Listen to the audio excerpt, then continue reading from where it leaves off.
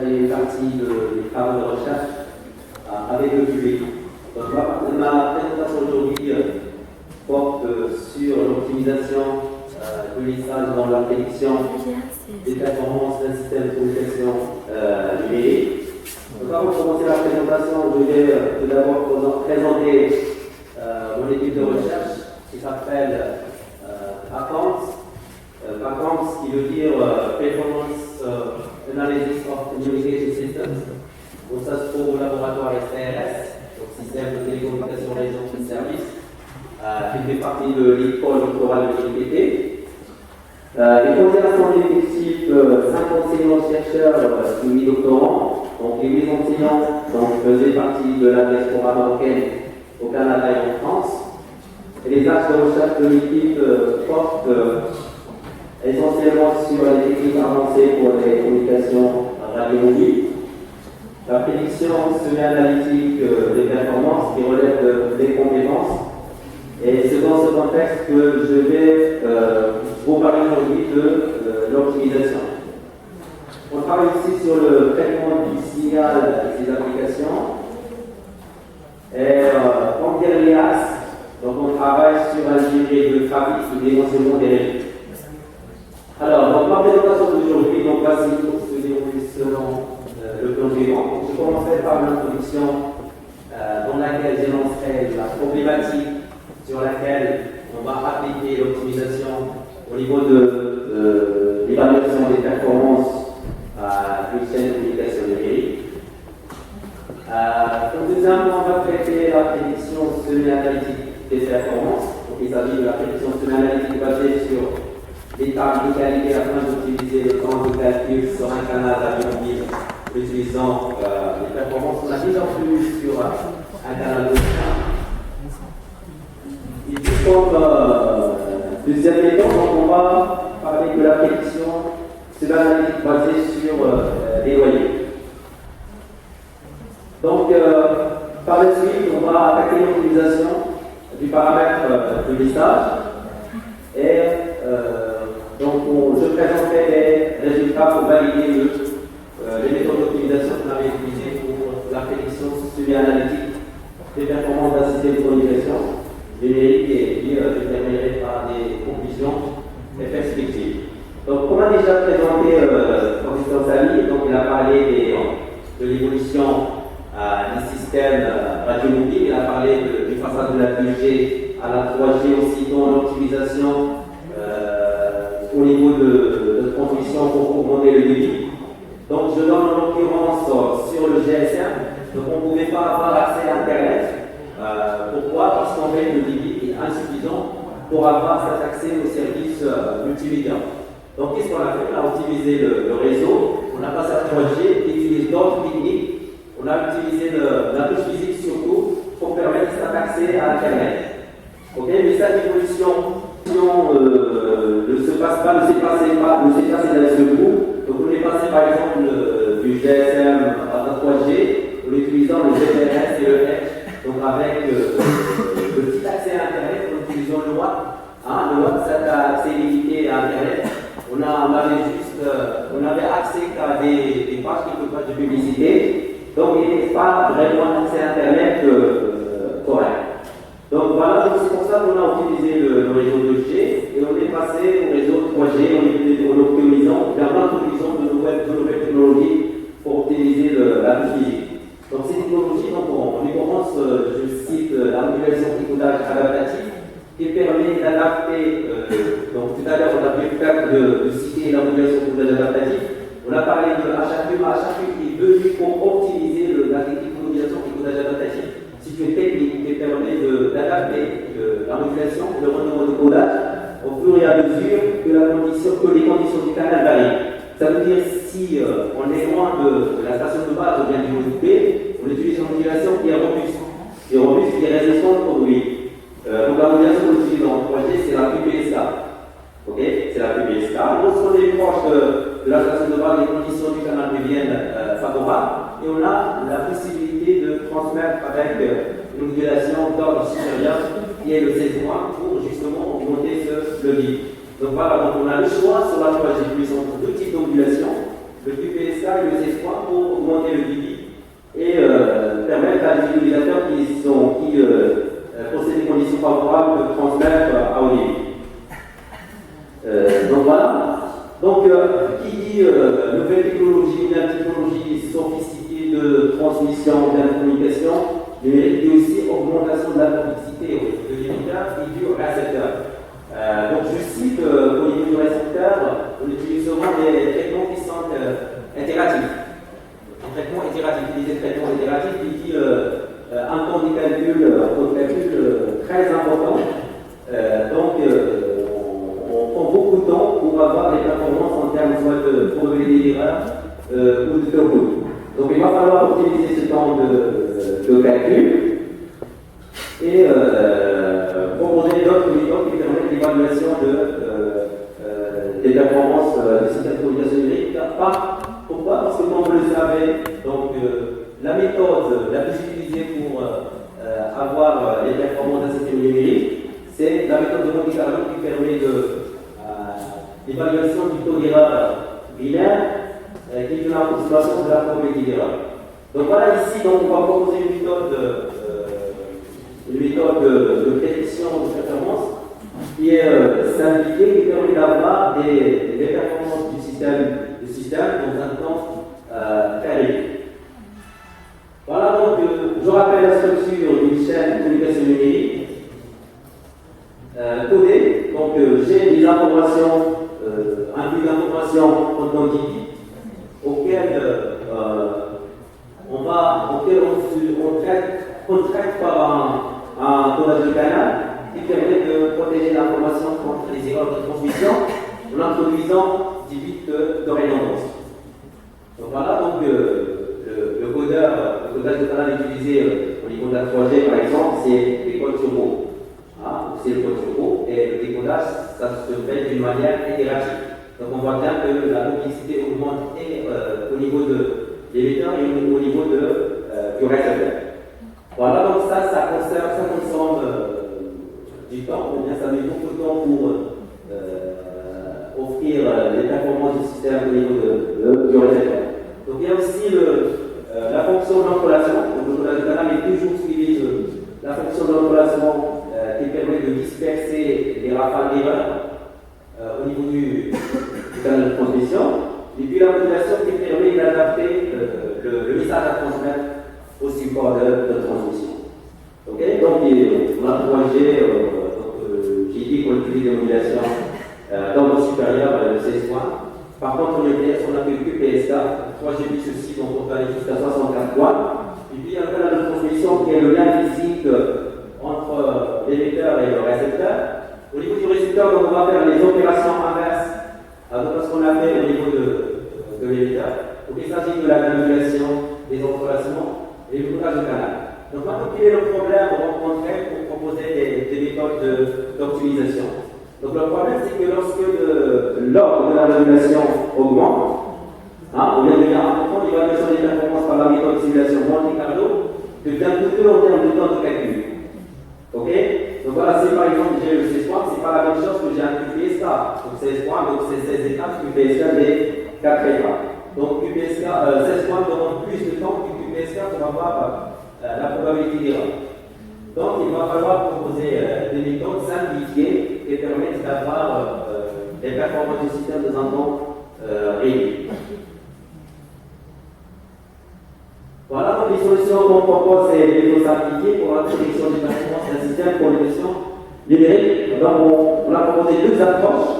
Donc deux approches. La première, c'est prédiction semi-analytique basée sur les tables de qualité. Donc dans cette méthode, qu'est-ce qu'on fait? Donc on va faire le simulateur complet que j'ai présenté tout à l'heure sur un canal gaussien. Donc on va le présenter sur un canal gaussien. Donc on va sauvegarder les performances, ça veut dire la probabilité d'erreur en fonction du SNR, de l'approximation OI, sous forme de table de qualité. Donc sur cette table-là, j'aurai la probabilité d'erreur en fonction de l'approximation OI. Et on sait bien que les utilisateurs dans la 3G+, surtout les utilisateurs qui transmettent à haut débit, ils sont à mobilité réduite. Donc du coup, pourquoi? Parce que le canal ne varie que très peu. Si le varie que très peu, donc son comportement peut être vu comme celui, ou bien peut ressembler à celui d'un canal gaussien. Donc du coup, on peut utiliser sur un canal radiomobiles. Ok, c'est comme une carte de qualité. Donc, et puis la deuxième méthode, c'est la prédiction sur analytique basée sur la méthode des moyens. Pourquoi? Parce que l'inconvénient en fait, de la première méthode, c'est qu'on doit déjà faire le simulateur complet sur le canal gaussien. Donc ça consomme déjà le temps. Donc ici, on exploite les câbles qu'on a déjà obtenus. Donc on a déjà consommé du temps et qu'on va utiliser sur le canal radiomobile. Donc sur la deuxième méthode, on propose une méthode semi-analytique directe sans utiliser les câbles de qualité gaussiens pour avoir une performance d'un système de communication limitée. Voilà, donc la prédiction semi-analytique des performances constitue l'axe principal des activités de recherche dans ce moment. Voilà donc la solution des simulateurs simplifiés. Donc voici sur les tables de qualité gaussien. Donc on va procéder à un profil du canal, c'est-à-dire on va générer un canal de transmission radiomobile. Donc on a des profils, à peu près 8 profils du canal. Donc en l'occurrence, je cite le canal ITU pédestorial qui modélise en fait un piéton qui part le téléphone et qui roule bien qui marche à 3 km à l'heure. Donc voilà, donc c'est un canal qui est à 6 trajets et qui va être tout à 2. Donc on va essayer le rapport signal sonore plus rapport de signal à interférence plus commune ici. Donc on va projeter ça sur les tables de qualité qu'on a déjà obtenues sur le canal gaussien. Donc on va faire une projection de SNR sur les tables de qualité qu'on a déjà obtenues sur le canal gaussien pour avoir les performances du système sur un canal radiomobile. Donc ça permet d'avoir le taux d'erreur sur un canal radiomobile. Ok. Voilà, donc le canal radiomobile est constant donc sur un bloc pour que son comportement soit ressemblable à celui d'un canal gaussien. Donc c'est pour ça qu'on peut exploiter les performances du canal gaussien sur le canal radiomobile. Donc pourquoi? Parce qu'il est constant justement sur un bloc de données ou bien sur un paquet. Et les tables de qualité sont construites avec la méthode de Monte Carlo. C'est là où réside l'inconvénient de cette méthode, c'est qu'on doit quand même faire Monte Carlo sur le canal gaussien avant de passer à la prédiction sur l'analytique des performances sur un canal radiomobile. Vous voyez que déjà on consomme du temps sur le canal gaussien avant de l'utiliser sur le canal radiomobile. Voilà, donc il y aura un signal sur plus interférences, donc c'est un point des interférences et le bruit. Et le calcul du PCR aussi qui peut être complexe, qui prend du type de récepteur utilisé sur le canal de transmission. Le récepteur utilisé au niveau du système. Donc la probabilité d'erreur est calculée par interpolation linéaire. C'est-à-dire, on va prendre le PCR, le PCR qu'on estime, on va projeter par interpolation linéaire sur les cartes de qualité obtenues à partir du canal gaussien. Donc la figure suivante montre comment est-ce qu'on obtient le PCR. Donc la courbe que vous avez pour ça, c'est une performance sur le canal gaussien. Performance sur le canal gaussien en fonction du SNR. Et comme le SNR, le canal est constant sur un bloc, le SNR ici est équivalent au SNR sur le canal gaussien. Donc on peut facilement projeter ça sur le canal gaussien pour avoir le taux d'erreur par paquet sur un canal radiomobile. Ok. Donc j'ai dit l'inconvénient, c'est que les tables de qualité sont construites en utilisant la méthode Monte Carlo. Voilà, donc pour valider la méthode, donc ici je considère un canal véhiculaire, ça veut dire une voiture qui roule plus souvent à 3 km à l'heure, on suppose, avec un débit de 69 kilobits par seconde. En utilisant la modulation QPSK, c'est une constellation complexe qui contient 4 étapes, 4 symboles. Donc on peut choisir entre ces 4 symboles. Pour le récepteur, on utilise le récepteur en bateau, c'est le fameux récepteur utilisé sur les câbles automobiles. Et puis pour les techniques à chaque on suppose qu'on a 2 transmissions maximum pour à chaque tour. Voilà donc les performances. Donc ce qu'on voit en bleu et en noir, c'est les performances sont à chaque fois, on voit bien que la méthode simplifiée coïncide avec Monte Carlo. Donc ce qu'on a en noir avec les astérisques, c'est Monte Carlo, c'est ce simulateur complet. Et ce qu'on a en bleu, c'est le simulateur simplifié avec les tables de qualité. On voit bien que les résultats coïncident. Et chose est constatée ici pour la deuxième transmission. Donc on va écrire le simulateur simplifié basé sur les cartes de qualité. Mais l'inconvénient toujours reste qu'on utilise Monte Carlo pour construire ces tables de qualité. Voilà, donc lorsqu'on a une modulation supérieure, donc alors on peut augmenter le débit, pratiquement sur les systèmes radiomobiles, surtout LTE, 3G+, qui utilisent 7.64. Et aujourd'hui, on parle même de 256 points pour atteindre les 100 mégabits par seconde au niveau du LTE ou du LTE1. Voilà donc la conversion symbole avec dans ce type de modulation. Donc on peut augmenter la complexité au niveau du récepteur, donc ça veut dire l'opération inverse qui permet de récupérer des bits à partir des symboles, se fait d'une manière itérative. Et donc ça aussi, ça augmente la complexité du récepteur, plus la complexité qu'on a au niveau du turbo-décodeur utilisé au niveau de la graphique.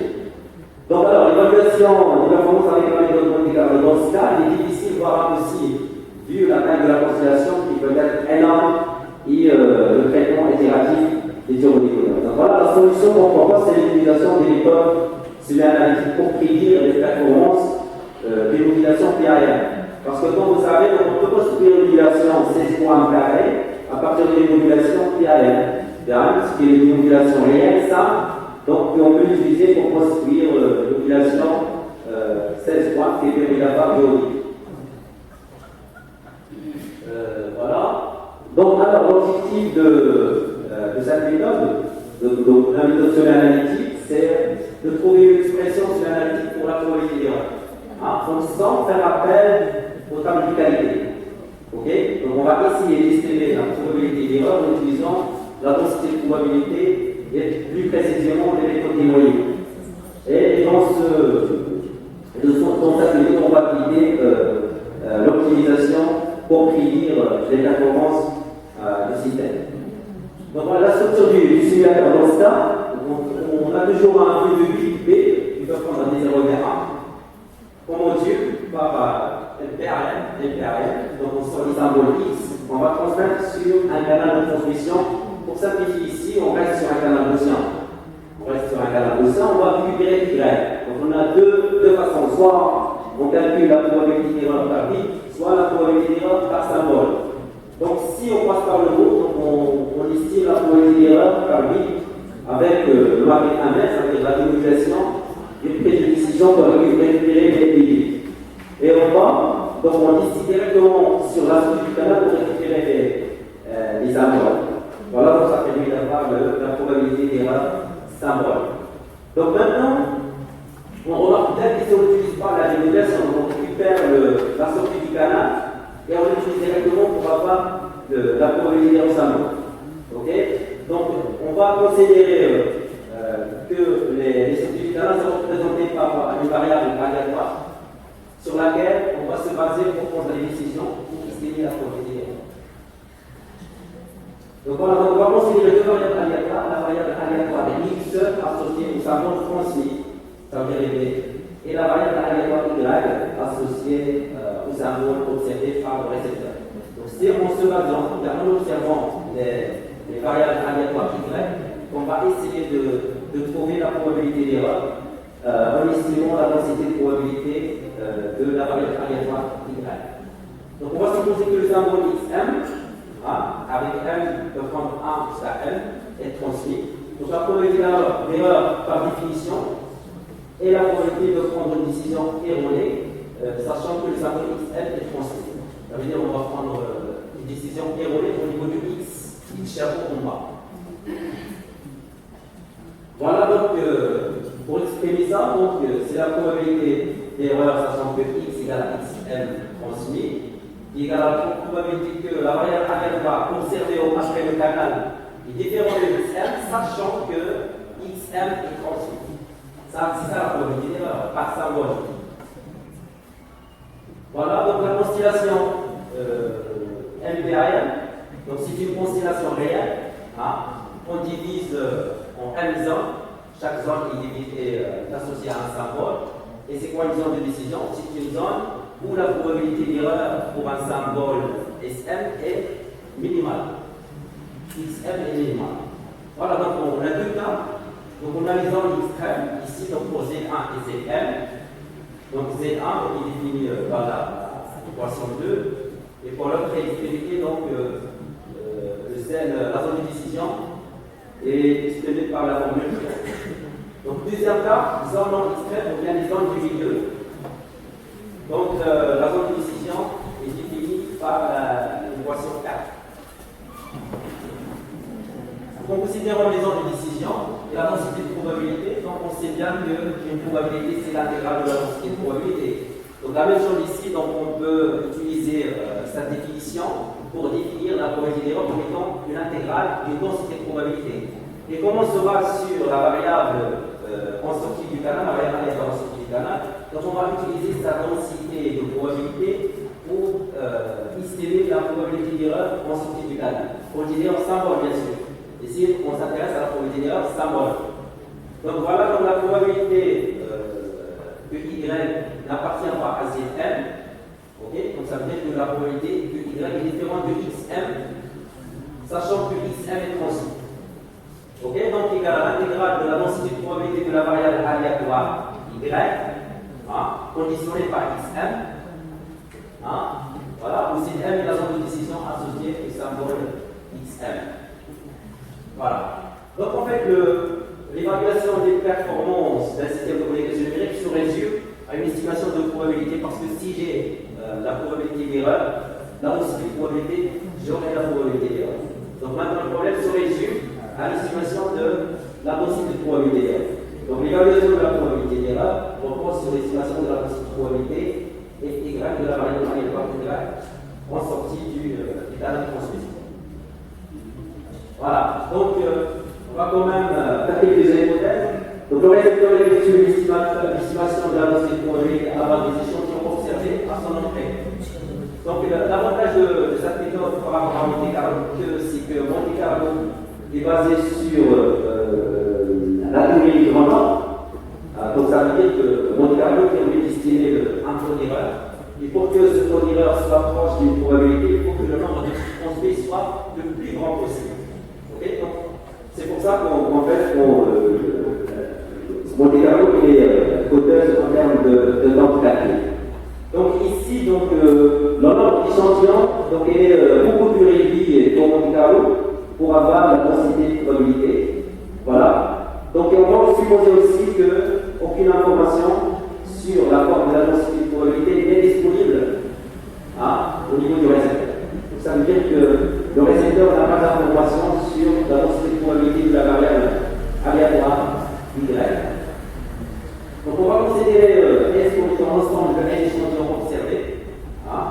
Donc le récepteur va se baser sur un N échantillon, l'ensemble de N échantillons, pour estimer la densité de probabilité pour chaque symbole. Donc chaque fois qu'on construit un symbole, on va estimer sa densité de probabilité en sortie du canal. Donc l'ensemble S est divisé en N sous-ensembles, chaque unité associée à un symbole dans la constellation. Et à son ensemble SM, on va considérer qu'il contient une M réalisation. Ok? Donc ça veut dire que Y, donc une réalisation de Y peut être un symbole parmi la constellation. Voilà, donc l'estimateur algorithme, pour estimer la densité de probabilité, donc on va utiliser le fameux estimateur à noyau qui est un mélange gaussien. Un mélange gaussien pour calculer, pour donner l'estimation de la densité de probabilité. L'estimateur à noyau, ou bien le mélange gaussien, s'exprime de cette manière. Donc j'ai l'estimation de la densité de probabilité de Y, sachant que M est égal à 1 sur le nombre d'échantillons NM, fois ce qu'on appelle le paramètre de lissage qu'on va optimiser tout à l'heure, fois un mélange de gaussien. Avec ça, c'est le noyau. Voilà, c'est le noyau. Donc, qui est en général gaussien pour simplifier les calculs. Vous savez que la fonction gaussien est symétrique. Donc, HL est le paramètre de lissage et K désigne le noyau de la fonction du noyau. Donc, toute fonction, on peut utiliser deux fonctions qui vérifient les propriétés de densité comme un noyau. Donc le noyau gaussien, on peut le plus utiliser grâce à sa simplicité dans les calculs. Alors, donc la qualité, donc on voit bien que l'estimation l'estimateur de la densité de probabilité dépend de ce paramètre de lissage. Donc il dépend fortement du choix du paramètre de lissage et non pas du choix du cas. Donc si on choisit mal, c'est même si on choisit le cas, si on choisit mal le H, le paramètre de lissage, on risque d'avoir un estimateur qui n'est pas bien. Voilà. Donc, comment optimiser ce H pour avoir un bon estimateur de la densité de probabilité? Donc, alors, on va essayer de minimiser l'erreur entre la densité estimée et la densité vraie, la vraie densité. Donc, c'est ce qu'on appelle les nombres quadratiques moyennes intégrées, donnés par la formule ici, donc par cette intégrale. Donc, on va essayer de minimiser cette intégrale qu'on considère comme étant une fonction coût. Donc on va minimiser le coût entre la fonction de la densité, la vraie densité et la densité estimée qui est F au carré. Donc si on développe les calculs en utilisant le développement de Taylor, donc on aura cette expression, avec FK c'est l'intégrale du noyau carré, et mu2 c'est mu2 égale à l'intégrale de mu carré fois le noyau P. Voilà, donc si il y a une méthode, donc on cherche en fait à minimiser pour optimiser le paramètre de lissage. Donc on va minimiser cette erreur entre la vraie densité et la densité estimée. Voilà, donc comme ça on exprime le paramètre de lissage optimal comme étant le arbitre de l'erreur quadratique moyenne intégrée entre f et f tilde. Donc en développant les calculs, on aura cette expression. Donc le paramètre de lissage dépend d'une quantité inconnue qui est f tilde, puisqu'on ne connaît pas le f. On ne connaît pas le f, donc f tilde, f seconde est inconnu aussi. Donc on a deux méthodes de minimisation qui permettent d'estimer cette quantité inconnue. Il y a la méthode Roloff-Tamm, on va l'énoncer tout à l'heure, et la méthode d'évaluation croisée. Donc pour la méthode de Roloff-Tamm, il consiste l'idée c'est de minimiser les QI en remplaçant la fonction f par une densité normale de moyenne nulle de variance sigma carré. De cette façon, on aura l'expression du paramètre de lissage optimal comme suit. Voilà, donc on voit bien qu'il dépend de l'écartif des échantillons et le nombre d'échantillons par sous-ensemble. Voilà, donc le problème se simplifie en fait par l'optimisation du paramètre de lissage H. Voilà, donc la deuxième méthode c'est l'évaluation croisée qui permet l'estimation de la quantité inconnue H par la validation croisée en utilisant cette expression ici, l'expression 11, où on les voit ici donc, est le produit de convolution entre la dérivée seconde de la fonction noyau et elle-même. Voilà. Donc on aura une nouvelle expression de l'équilibre, donc de la validation croisée. Donc ça c'était la probabilité d'erreur par symbole, donc pour les équations. Donc ça c'est la probabilité d'erreur par bit. Probabilité d'erreur par bit sur le canal de Rayleigh et le canal de Sierra. Donc on constate ici que les différents cours de principe, donc la théorie et la prédiction semi-analytique en utilisant les validations croisées. Voilà. Donc ceci est la fin de ma présentation, j'ai conclu. Donc l'évaluation des performances d'un système, donc j'ai présenté l'évaluation des performances d'un système de communication numérique en optimisant le paramètre de lissage. Donc en utilisant le temps de calcul à travers l'optimisation du temps de calcul par la simulation simplifiée basée sur les paramètres de qualité, et puis l'optimisation des paramètres de lissage dans la prédiction semi-analytique des performances. Voilà, et après on a validé ces méthodes d'optimisation par des simulations sur canal de 5 et canal de Rayleigh. Et comme perspective, on prévoit de proposer d'autres méthodes d'optimisation, surtout lorsque le canal de Rayleigh, puis étendre l'étude vers d'autres systèmes de communication qui tient compte du codage, HRQ, technique de contemporaine, etc. Et puis, étudier des cas de transmission réaliste, en l'occurrence un canal très variable dans le temps. Voilà, donc je vous remercie de votre attention. Si vous avez des questions, vous